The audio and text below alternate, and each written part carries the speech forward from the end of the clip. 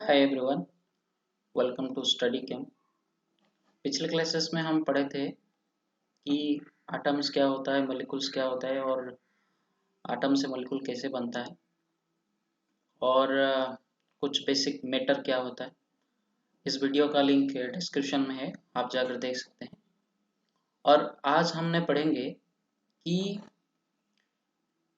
Law of chemical combinations, मतलब जब chemical combinations होता है, एक रिएक्शन होता है, तो वो क्या क्या लॉज को बेस करता है। तो उसमें फास्ट लॉज हमारा आता है law of conservation of mass. ये लॉ आता है fast law, law of conservation of mass. ये लॉ क्या होता है? ये लॉ मतलब पुराने क्लासेस में आप पढ़े होंगे, फिजिक्स में लोग पढ़े होंगे, सब हर सब्जेक्ट में पढ़ाया जाता है। ये क्या होता है? ये लॉज मतलब इन ए केमिकल रिएक्शन, हमारा केमिस्ट्री के बेसिस पे ये होता है। In a chemical reactions mass can neither be created nor be tested. So हम एक केमिकल रिएक्शन लेंगे, उसमें देखेंगे कि एक केमिकल रिएक्शन में मास कैसे कांस्टेंट रहता है। और ये हम सिंबॉलिकल एक रिएक्शन लिए हैं, A plus B gives rise to C plus D. ये हमारा ए बी दोनों रिएक्टेंट है, सी एंड डी प्रोडक्ट है।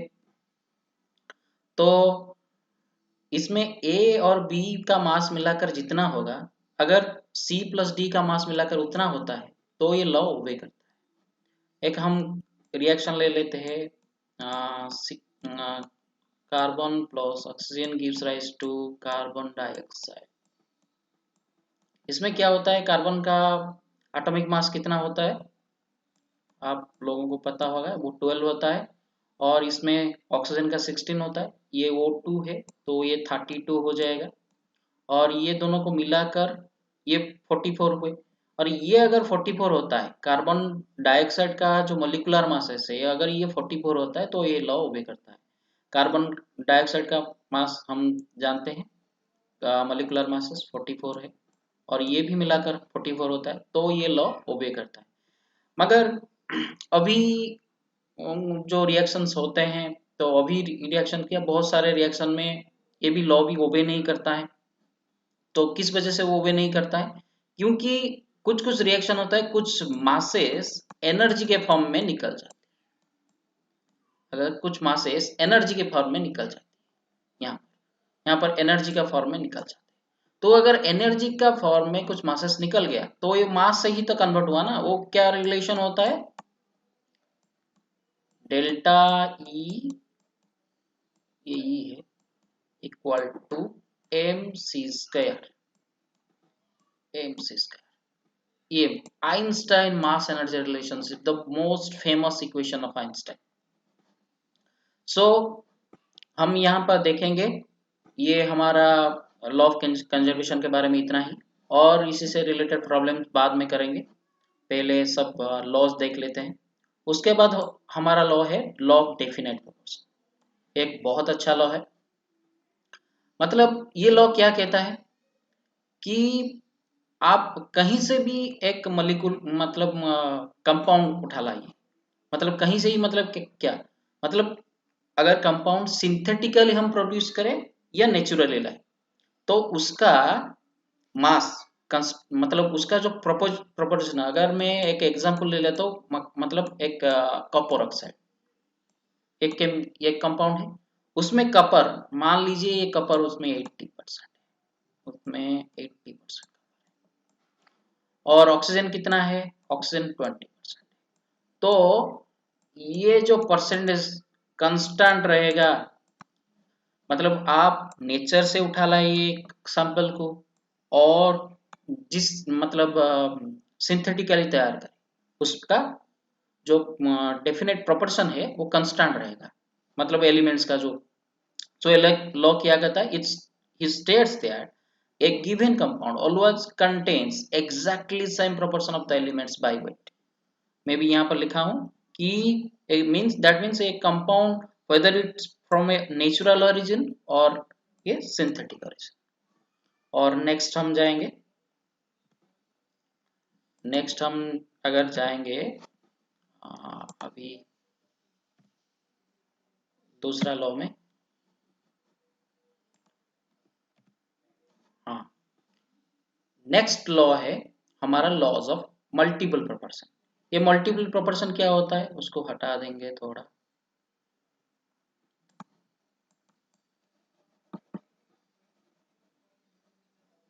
देखिए अभी हम लॉ ऑफ मल्टीपल प्रोपोर्शन क्या कहता है उसको देख लेंगे। लॉ ऑफ मल्टीपल प्रोपोर्शन क्या कहता है? लॉ ऑफ मल्टीपल प्रोपोर्शन कहता है अगर ये लॉ क्या होता है, मतलब हमने जो लॉ पढ़े डेफिनेट प्रोपोर्शन, ये मल्टीपल प्रोपोर्शन उसी का थोड़ा एक्सटेंशन। ये लॉ के according to this law if two elements combine to form more than one compound, the masses of one element that combine with the affix mass of other element are in a ratio of small whole number। आपको मतलब समझने के लिए मैं थोड़ा आसान करके एक एग्जांपल लेके बता देता हूँ।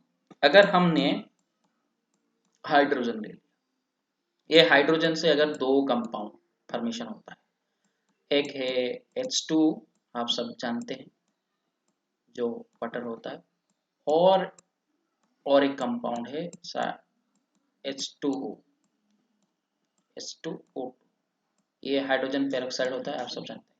इसमें देखिए हाइड्रोजन का मास तो कांस्टेंट है ना, मगर ये ऑक्सीजन का मास वेरी करता है। ये ऑक्सीजन के बारे में ही बताया, ये एक मल्टीपल कंपाउंड फॉर्मेशन, क्या एक ही एलिमेंट से मल्टीपल कंपाउंड फॉर्मेशन हुआ। इसमें ये जो ऑक्सीजन होता है उसी का जो मास, ऑक्सीजन का मास, ये एक सिंपल रेशियो में एग्जिस्ट होगा। मगर अगर सिंपल रेशियो इसका निकालते हैं, इसमें उसका मास कितना होता है 16 और इसमें उसका मास कितना होता है 32। तो ये उसका रेशियो अगर निकालेंगे 16:32, ये कितना 2:1 हुआ ना? नहीं, तो उसमें 2:1 हुआ, तो ये एक सिंपल रेशियो है। सो ये लॉस वही बोलता है, इस लॉ क्या कहता है कि मतलब अगर एक ही एलिमेंट से बहुत सारे कंपाउंड फॉर्मेशन होता है तो उसमें जो मतलब दूसरा जो एलिमेंट होता है वो एक सिंपल रेशियो में एग्जिस्ट होगा। और उसके बाद ये लॉ होता है लॉ ऑफ गैसियस वैल्यूज। ये लॉ क्या कहता है? ये लॉ कहता है, ये मतलब ये जो लॉ कहता है ये जनरली सॉलिड वगैरह के लिए बोला, और ये थोड़ा उसको गैस स्टेट में एक्सटेंशन है। तो ये जो लॉ है पीरियोडिकल एक्सटेंशन हम पढ़ रहे हैं। This law states that when gases combine or produced in a chemical reaction they do in a simple ratio provided they are in a same temperature and pressure। सबसे जो important condition होता है ना भाई ये होता है इस लॉ में, सबसे अगर important condition कोई होता है ये टेम्परेचर एंड प्रेशर सेम होना चाहिए। मतलब एक अगर केमिकल रिएक्शन से मतलब कुछ गैस प्रोड्यूस होता है, मतलब दो तीन गैस प्रोड्यूस होता है, ये वो भी एक सिंपल रेशियो को मतलब ओबे करेंगे। इसमें भी मैं लिख दिया हूं this law is the modified version of the law of definite proportion. मतलब मॉडिफाइड वर्जन क्या, किसके लिए, मतलब गैस के लिए। इस लॉ का मतलब अगर हम थोड़ा आगे जाएंगे उसका पूरा डिटेल में जाएंगे तो इसका जो larger version of this law is Avogadro's law। This law gives a quite lot very informative law। This law states that equal volume of gases at same temperature and pressure contains equal number of volumes, equal number of molecules, not volumes। मतलब अगर आप दो container ले लीजिए, एक container ये है और एक, उसमें टेम्परेचर प्रेशर आप सेम रखें, यहाँ पर भी टेम्परेचर प्रेशर जितना है यहाँ पर भी टेम्परेचर प्रेशर उतना है, टेम्परेचर प्रेशर आप सेम रखें। तो अगर इसमें में 2 लीटर गैस हो, उसमें 2 लीटर गैस हो, तो अगर ये नाइट्रोजन है, मतलब हम ले लेते ये नाइट्रोजन ये ऑक्सीजन, मैं बिना देखकर ही बता सकता हूं कि ये नाइट्रोजन का मॉलिक्यूल जितना होगा, अगर ये 2 लीटर है, ये टेम्परेचर प्रेशर सेम है, तो मैं बिना देखकर ही बता सकता हूं इसमें जितना मॉलिक्यूल्स ऑफ नाइट्रोजन होगा इसमें उतना मॉलिक्यूल्स ऑफ ऑक्सीजन भी होगा। तो ये बहुत अच्छा लॉ है, वो आगे जाकर पढ़ेंगे। इसी से भी एवोगाड्रोस नंबर निकला है और इसी से ही पूरा मोल कंसेप्ट निकलता है। तो हम आज ये लॉ के बारे में पढ़े। थोड़ा आगे जाएंगे। अब सबसे अच्छा मतलब जो चीजें बहुत यूज हम करेंगे आगे जाकर, वो है एटॉमिक एंड मॉलिक्यूलर मासेस। आप उसके बारे में बहुत सा कुछ पढ़े होंगे। आप हर एक एटम का एक एटॉमिक मास होता है, और ये मतलब एक इंटरेस्टिंग चीज है, ये एटॉमिक मास निकला कैसे। मतलब एटम तो इतना छोटा है, हम उसको देख नहीं सकते, मगर ये उसको कैसे हमने मेजरमेंट किया कि उसके लिए कोई तराजू वगैरह तो कुछ वेट मशीन तो नहीं है, तो उसको कैसे हम निकालें। तो एक बहुत इंटरेस्टिंग थिंग है। मतलब पहले हम क्या कर रहे थे, उसको हटा देते हैं जो पिछले स्लाइड में हम लिखे थे, ये कंफ्यूजन क्रिएट करेगा थोड़ा, एक मिनट।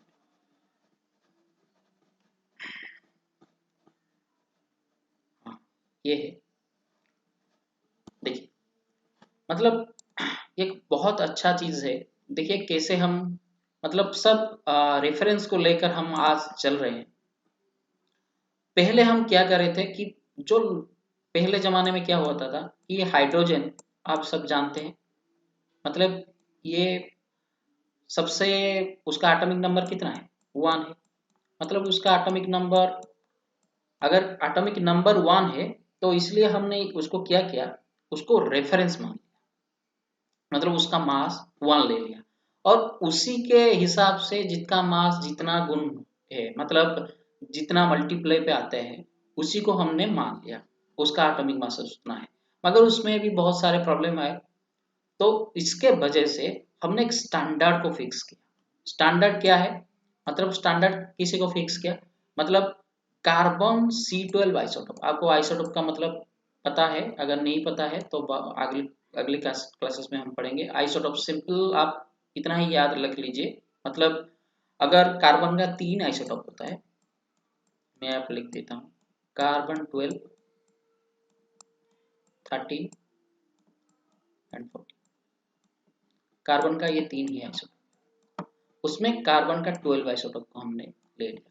और 1 एटॉमिक मास क्या होता है, 1 एटॉमिक मास होता है is defined as the mass equals to 1/12 of the mass of a carbon 12 isotope। Actually हम कार्बन को ही क्यों चॉइस किया, देखिए इस नेचर में जितना हम कंपाउंड देख रहे हैं, उसमें 50 से 60% कंपाउंड कार्बन से बना होता है। हम कार्बन में बने हुए थे, बहुत सारे कंपाउंड्स जितना ऑर्गेनिक मैटर है कार्बन में बने होते हैं।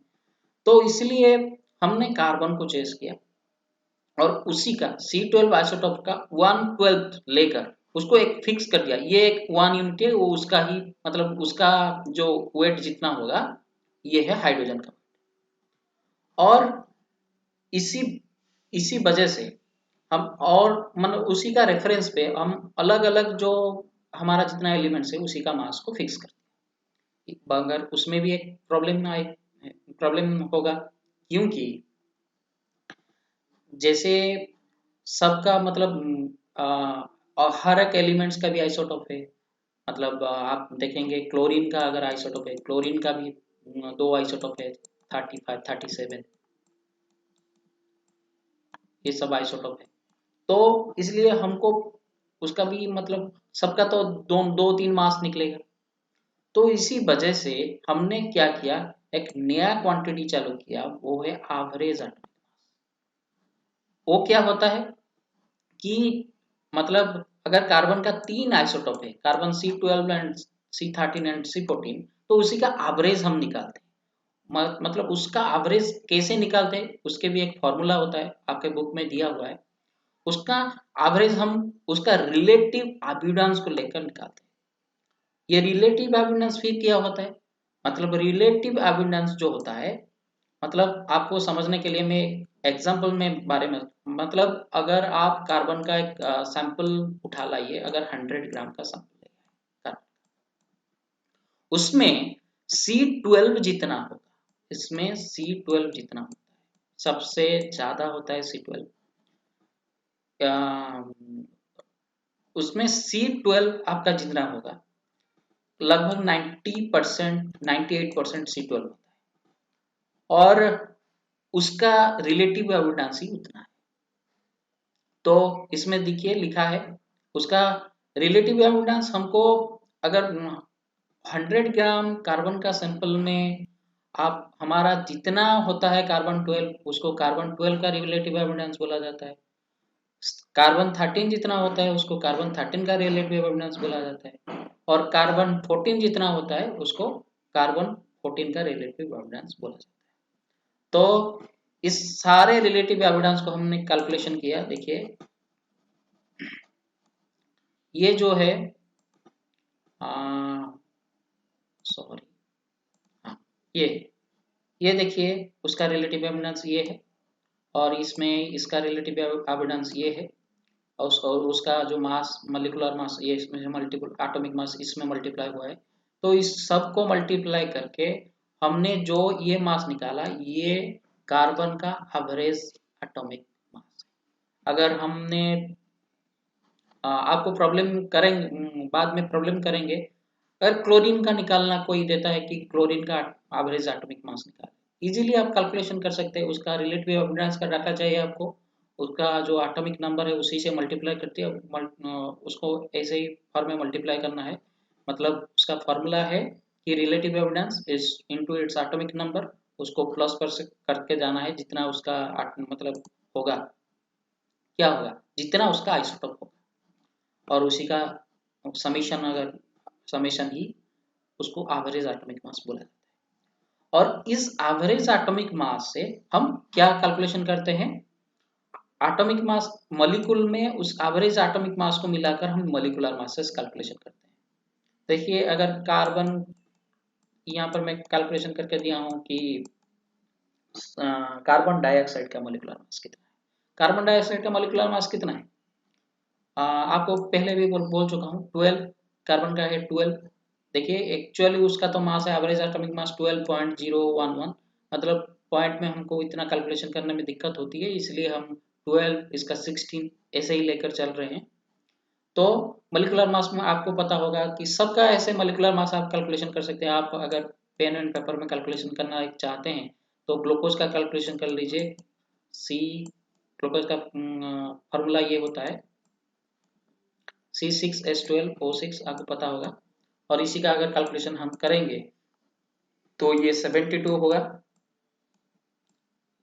ये उसका 72 होगा प्लस क्योंकि कार्बन का 12 होता है 6 कार्बन उसमें है तो 12 6 72 एंड इसमें 12 होता है प्लस उसका 12 क्योंकि हाइड्रोजन का 1 है और इसका 16 96 है।